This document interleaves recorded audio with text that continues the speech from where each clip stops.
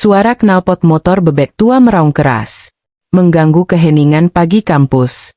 Mahasiswa lain yang sedang berjalan langsung menoleh. Beberapa memasang wajah risih.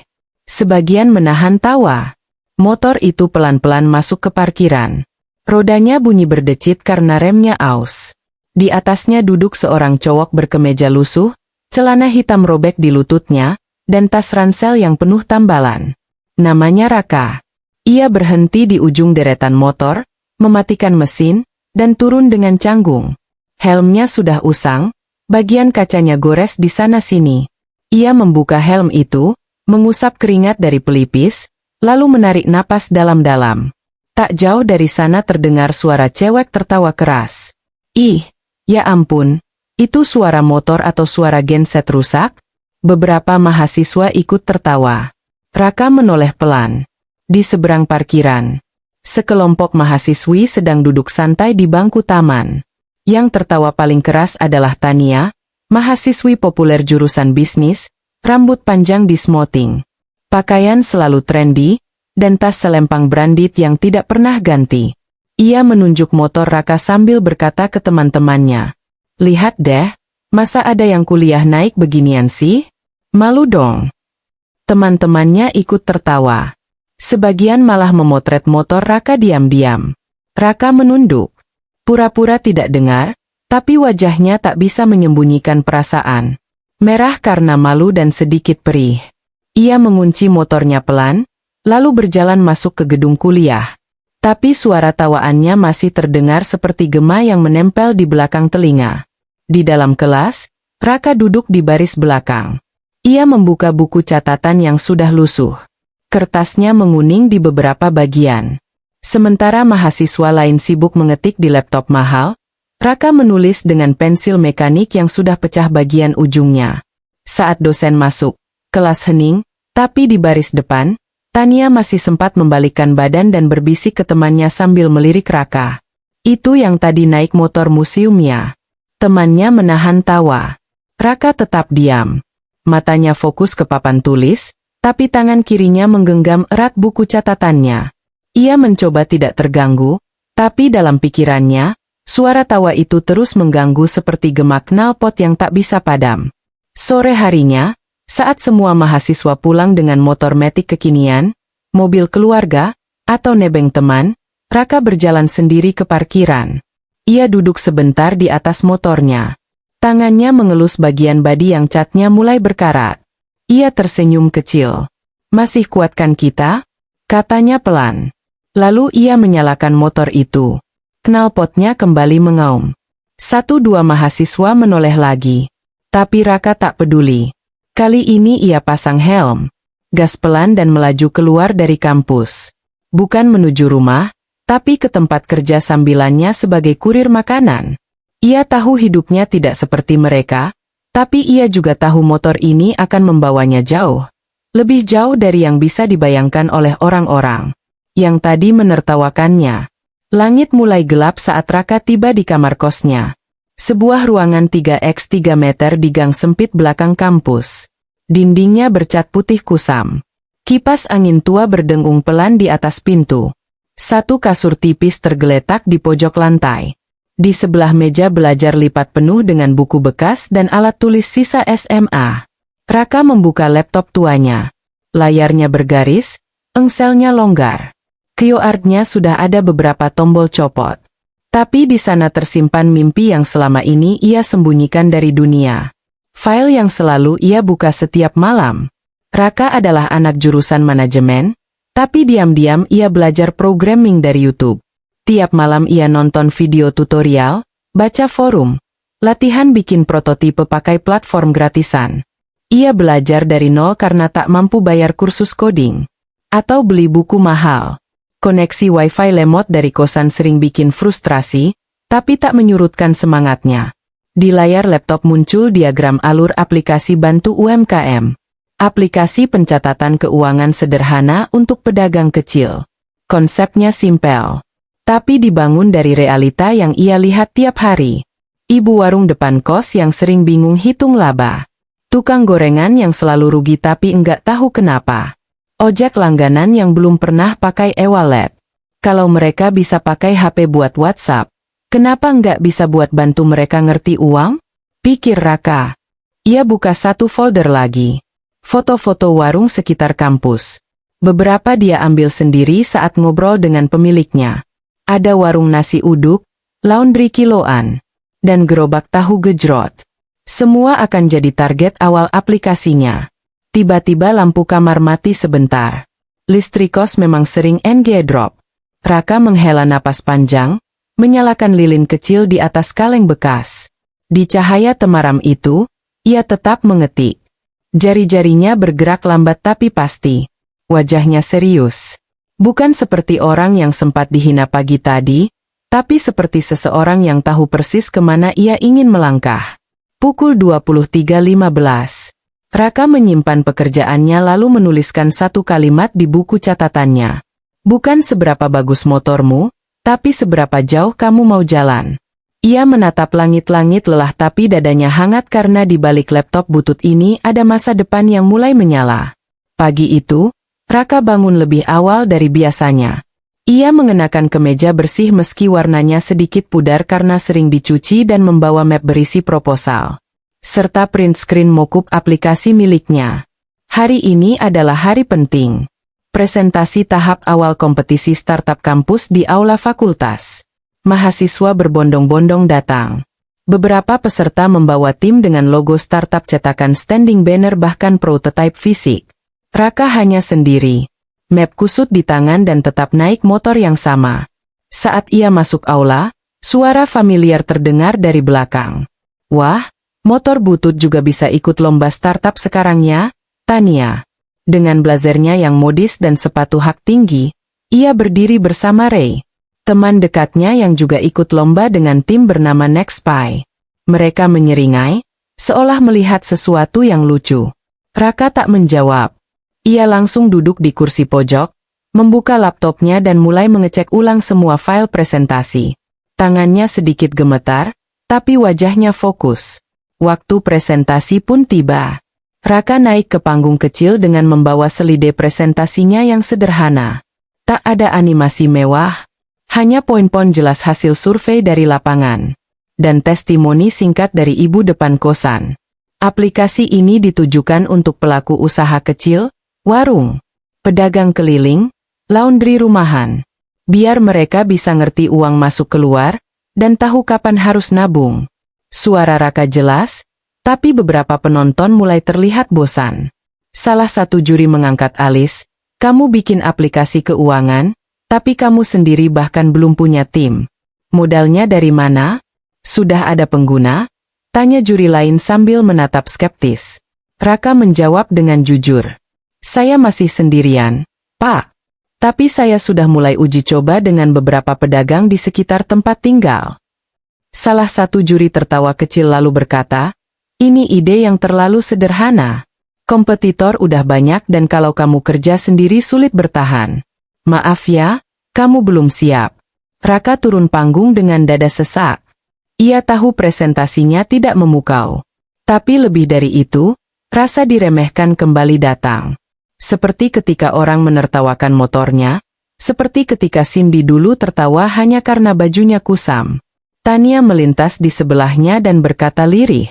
Gue pikir lo mau kasih kejutan, tapi ternyata malah jadi hiburan. Raka tak menoleh. Ia terus jalan menuju luar ruangan. Di parkiran, Raka duduk di atas motornya. Lama tak langsung pulang. Mapnya diletakkan di dalam bagasi yang nyaris rusak. Di saku kemejanya, kertas kecil terlipat. Ia buka tulisan tangan Pak Haris, dosennya saat mentoring. Kalau mereka belum lihat potensimu, itu bukan karena kamu enggak punya, tapi karena mereka belum mampu melihat sejauh itu. Raka tersenyum tipis. Ia hidup bukan untuk mengejutkan mereka, tapi untuk membuktikan pada dirinya sendiri bahwa ia bisa hari-hari setelah presentasi itu. Terasa sepi bagi Raka. Ia tetap kuliah, tetap kerja malam sebagai kurir makanan, dan tetap ngoding malam-malam di kamar kos. Tapi semangatnya sempat goyah. Sampai suatu sore, saat ia sedang duduk sendirian di bangku taman kampus, seseorang menghampiri. Saya nonton presentasi kamu kemarin. Raka menoleh. Seorang pria parubaya dengan kemeja batik sederhana dan tak selempang duduk di sampingnya. Namanya Pak Haris, dosen kewirausahaan yang dikenal jarang bicara. Tapi disegani. Saya tahu gimana rasanya diremehkan, lanjutnya. Dulu saya juga pernah bangun startup gagal. Tapi justru dari sana saya belajar banyak. Raka tak tahu harus menjawab apa. Ia hanya mengangguk pelan. Pak Haris melirik laptop butut di pangkuan Raka. Masih kamu lanjutkan aplikasinya? Masih, Pak. Tapi bingung juga. Orang-orang bilang terlalu sederhana. Pak Haris tertawa ringan. Justru karena sederhana kamu punya peluang, tapi kamu butuh struktur. Butuh strategi, bukan cuma semangat. Mulai hari itu, Pak Haris jadi mentor tidak resmi bagi Raka. Mereka sering bertemu sepulang kuliah. Kadang di taman kampus, kadang di warung kopi pinggir jalan. Pak Haris mengajari Raka hal-hal yang tak pernah ia pelajari di kelas. Cara membuat paid deck yang benar, teknik menjual ide ke investor, pentingnya membangun tim, dan bagaimana memetakan masalah pengguna ke dalam fitur sederhana. Mereka juga banyak bicara tentang realitas UMKM di Indonesia, tentang pedagang kecil yang gaptek tapi semangat, tentang pentingnya edukasi keuangan dasar. Suatu malam, Pak Haris datang ke kos Raka. Mereka duduk di lantai membuka laptop yang harus ditopang buku agar tak tertutup sendiri. Kamu gak perlu muluk-muluk. Cukup buktiin kalau satu warung bisa naik omzet pakai aplikasi kamu. Kalau kamu bisa bantu satu itu bukti. Kalau 10 itu validasi. Raka mencatat semuanya dengan cepat. Wajahnya mulai menyala lagi. Akhir pekan berikutnya mereka berdua keliling beberapa warung dan pedagang kecil.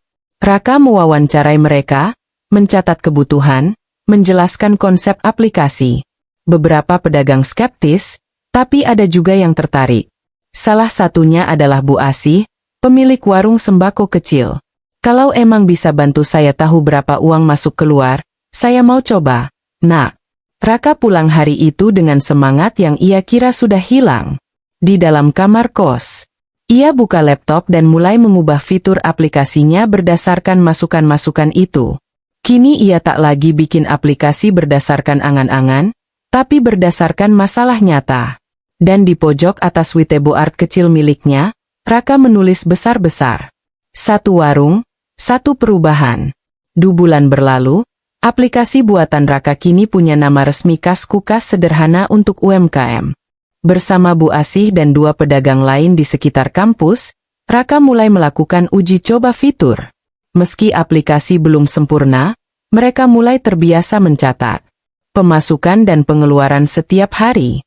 Setiap malam, Raka menyusun laporan kecil, grafik sederhana, testimoni pengguna, dan tangkapan layar pemakaian. Semua ia arsipkan rapi, berharap suatu hari bisa membuktikan bahwa idenya bukan angan-angan belaka. Kesempatan besar datang saat Pak Haris mengabarkan bahwa ada acara demo day, presentasi startup binaan kampus di depan komunitas investor lokal. Raka sempat ragu, tapi dorongan dari Pak Haris tak terbantahkan.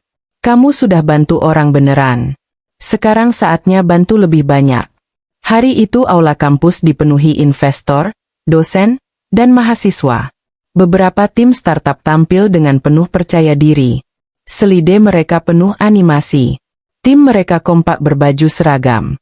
Raka tetap sendirian.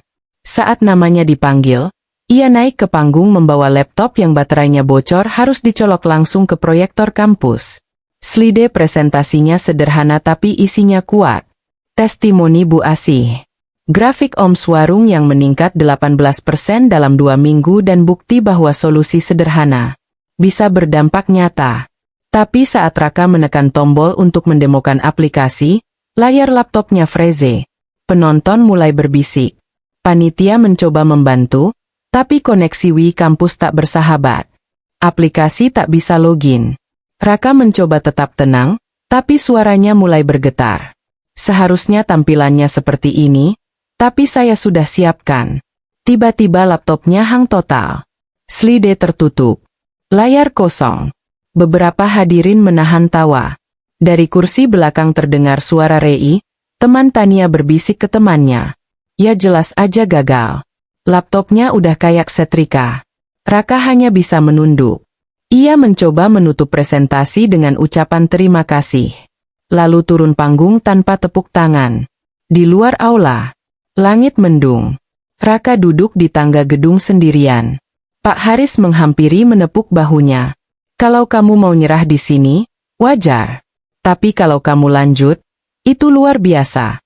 Raka mengangguk pelan. Matanya sembab tapi tetap menyala. Saya nggak nyerah, Pak.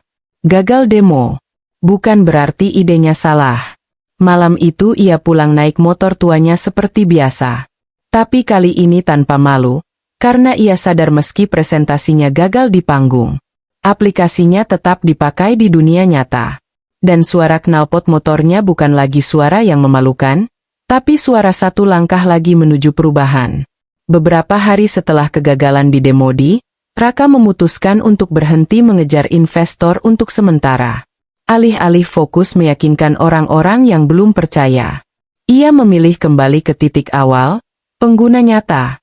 Setiap sore setelah kuliah dan kerja paruh waktu, Raka menyempatkan diri keliling kampung sekitar kampus. Ia mengunjungi pedagang kaki lima, warung sembako, hingga penjual gorengan yang dulu sering ia bantu antar pesanan. Ia tak datang sebagai CEO. Ia datang sebagai teman, sebagai seseorang yang ingin membantu. Dengan membawa aplikasi versi ringan di HP-nya, Raka mulai mengenalkan fitur paling sederhana. Catat pemasukan harian, catat pengeluaran, laporan harian otomatis. Beberapa pedagang awalnya bingung. Saya gaptek, nak. Boro-boro HP. Saya aja sering lupa nabung. Tapi Raka sabar. Ia tak hanya kasih aplikasi, tapi juga ajari langsung cara pakainya. Hingga satu persatu, pedagang mulai merasa manfaatnya.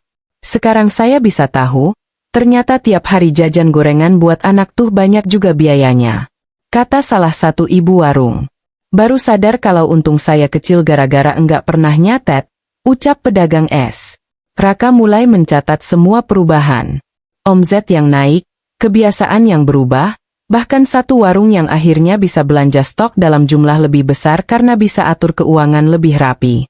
Semua dokumentasi itu ia simpan, ia rekam, dan ia unggah ke akun media sosial kecil yang ia buat. Kasku_UMKM. Tak disangka, beberapa unggahan testimoni sederhana itu mulai dilirik netizen. Salah satu video pendek berisi Bu Asih yang mengucapkan terima kasih karena sekarang bisa menyekolahkan cucunya tepat waktu viral di TikTok. Dulu saya enggak tahu uang saya kemana. Sekarang udah bisa nabung Rp20.000 sehari. Makasih, Raka. Komentar berdatangan. Ini aplikasi apa, Kak? Bisa bantu buat mamaku juga. Salut sama anak muda kayak gini. Raka kaget followernya naik. Beberapa akun media kecil bahkan mi-post kisahnya. Salah satu influencer UMKM menghubungi dan minta review aplikasinya. Tania melihat semuanya dari Instagram. Ia scroll diam-diam membaca komentar netizen. Di salah satu foto terlihat Raka tersenyum berdiri bersama pedagang kecil. Di belakangnya terpampang spanduk sederhana bertuliskan pelatihan keuangan dasar gratis bersama Kasku. Tania terdiam. Untuk pertama kalinya ia mulai ragu. Apakah cowok yang selama ini ia hina justru sedang bangun sesuatu yang benar-benar besar? Pagi itu, Raka baru saja selesai mengecek notifikasi ketika layar HP-nya penuh dengan pesan masuk. Notifikasi dari TikTok, Instagram, dan bahkan email. Salah satu video pendek tentang warung Bu Asih yang menunjukkan perbandingan OMZ sebelum dan sesudah menggunakan aplikasi Kasku mendadak viral sudah ditonton lebih dari 300.000 kali dalam semalam. Komentar-komentar positif membanjiri. Ini baru solusi nyata. Startup yang dibutuhin orang beneran. Respect sama masnya.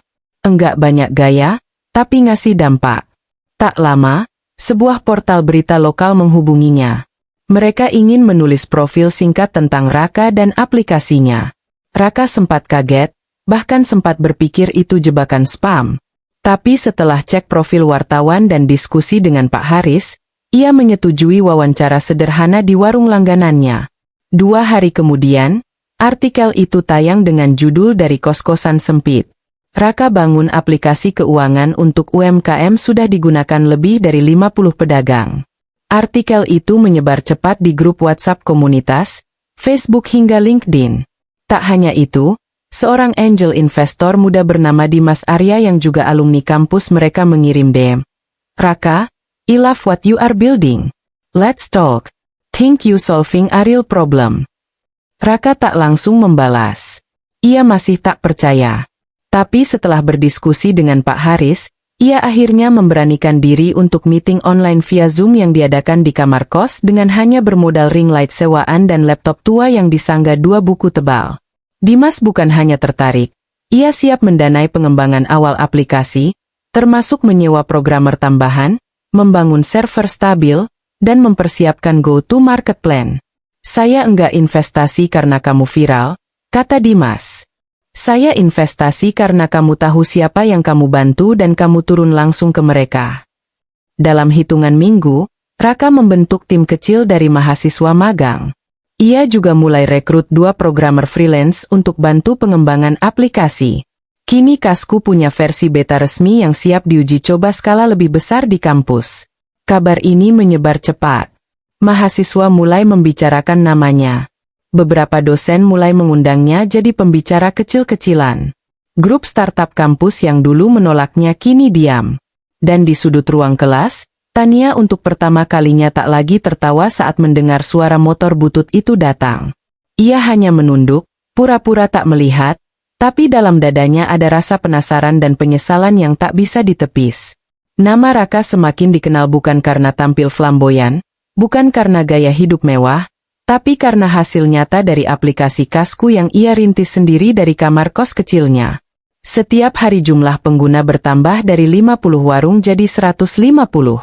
Lalu tembus 300 pengguna aktif hanya dalam 2 bulan. Komunitas UMKM lokal di beberapa kota kecil mulai menghubunginya untuk pelatihan daring. Media sosialnya ramai bukan karena gimmick, tapi karena testimoni pedagang kecil yang benar-benar terbantu. Sampai suatu sore, sebuah email masuk ke inboxnya.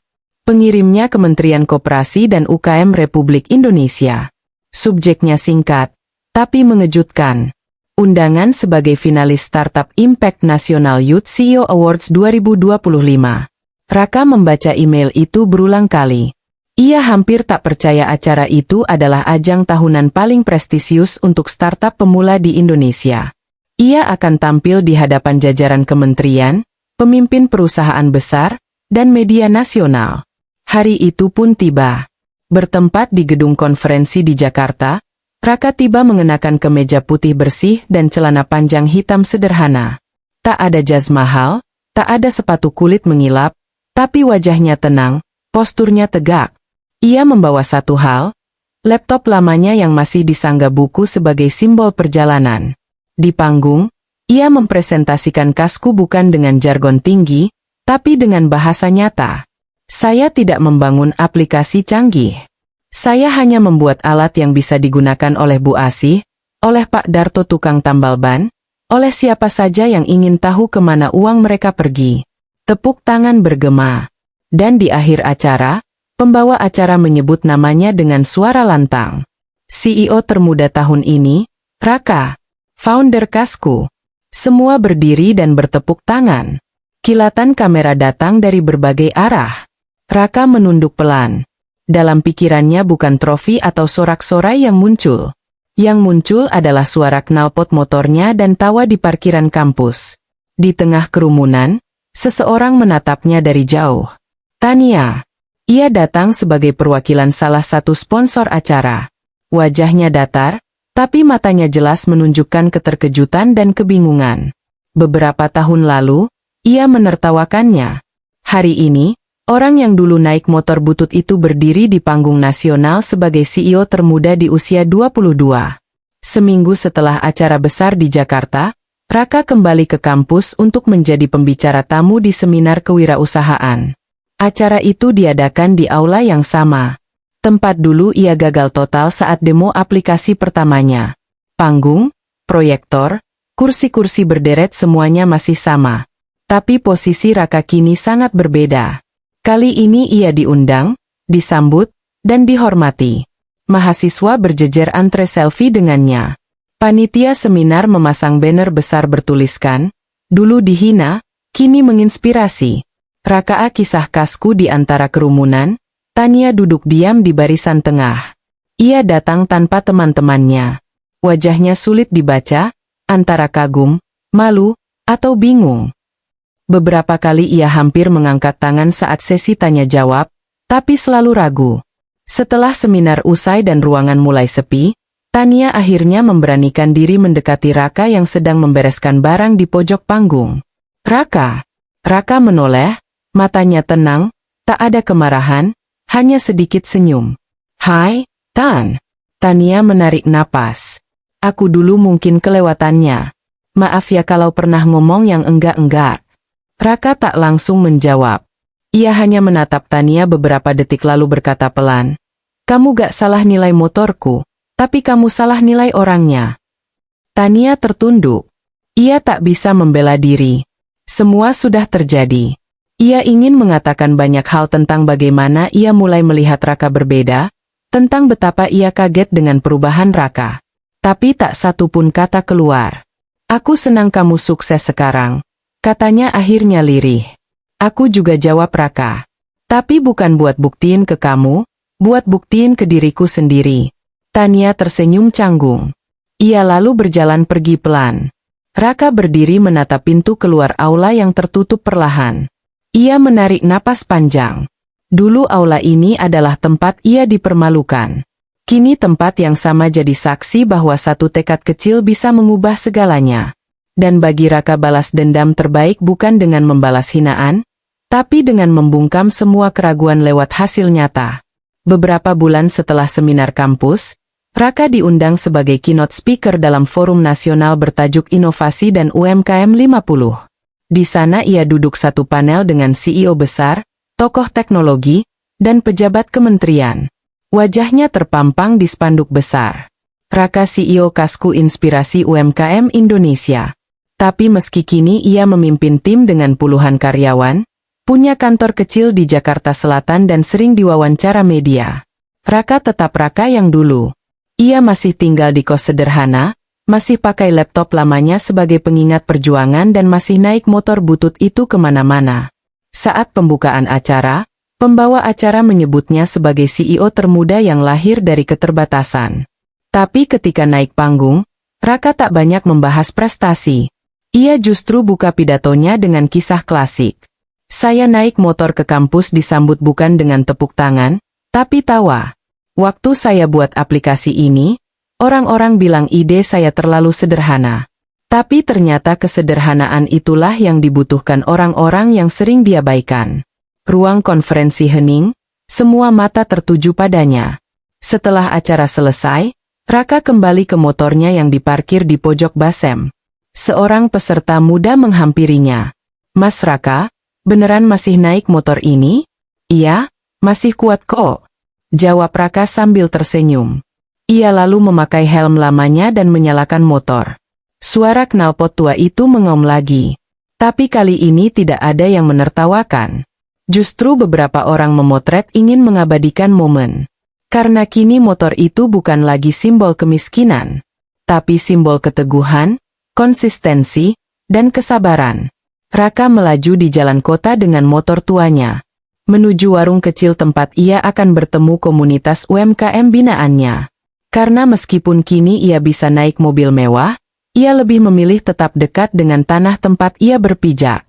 Naikannya boleh butut, tapi tujuannya jauh. Dan saya belum selesai. Kadang yang terlihat sederhana menyimpan kekuatan besar yang belum kita pahami. Jangan pernah menilai orang dari penampilan luarnya karena kita tidak tahu sejauh apa mereka akan melangkah. Kalau cerita ini menyentuhmu, jangan lupa untuk like, tulis pendapatmu di kolom komentar, dan subscribe agar kamu gak ketinggalan kisah-kisah inspiratif lainnya. Dan siapa tahu kisahmu yang selanjutnya akan menginspirasi banyak orang.